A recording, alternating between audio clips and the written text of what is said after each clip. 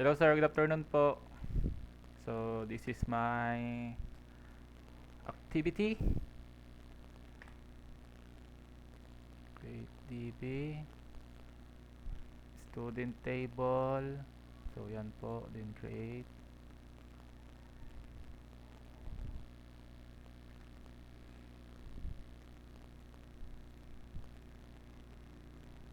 Then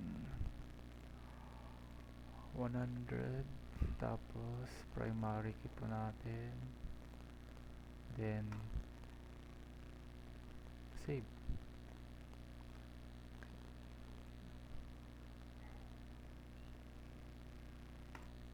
Insert. Then 1. Tapos name ko po Jmark.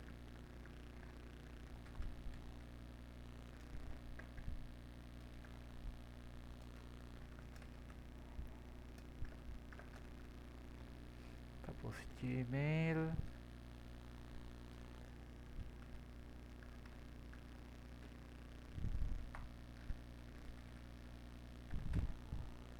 Tapos age.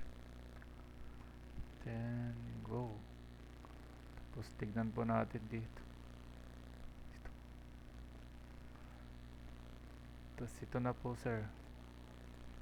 Yun lang po. Thank you po.